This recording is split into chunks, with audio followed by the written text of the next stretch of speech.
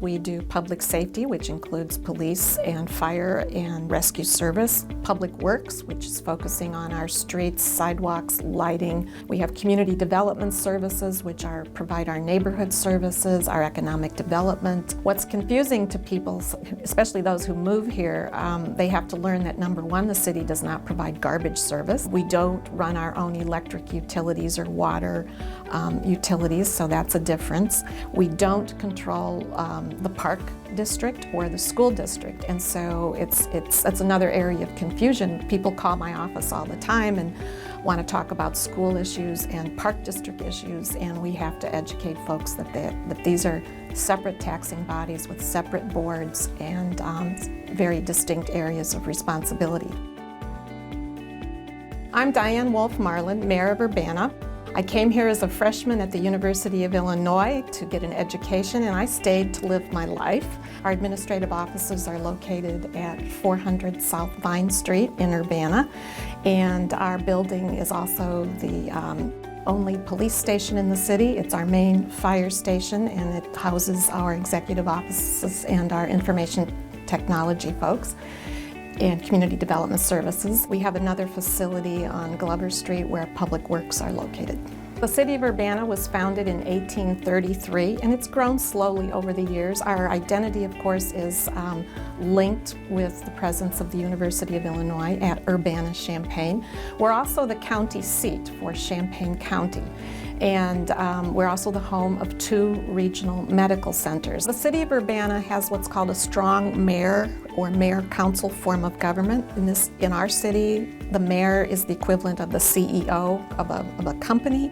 I have veto power. I don't vote on most issues that the council votes on, but I do vote on issues related to the budget.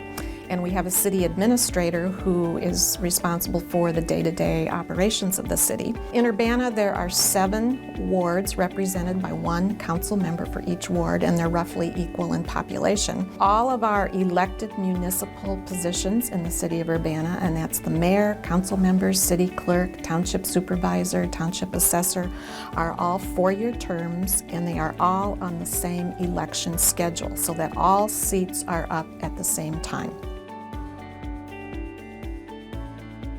One of the most common misunderstandings about our funding sources is that most people think that we get a great deal of their property taxes, and that's not the case. Our major source of revenue in the city of Urbana in our general fund are state and local sales taxes. This presents some challenges because these types of taxes are pretty volatile. You know, if you have a downturn in the economy, people eat out less, so your sales tax revenues are going to be down.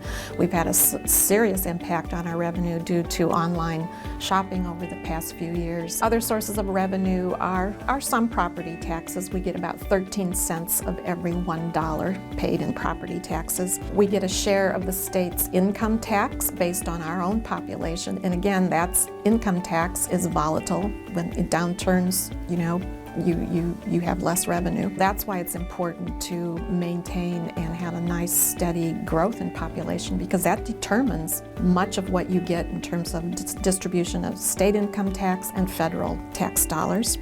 Our fiscal year runs from July 1st to June 30th. Before the end of the year, we try to pull together a financial forecast, and then we work with each individual department for them to determine what their needs and expenses are going to be. We also seek to get input from the community and council members in terms of priorities, programs and services, and what they would like to see. And that all goes into putting together our annual budget, which is typically voted on in either late May, early June of each year.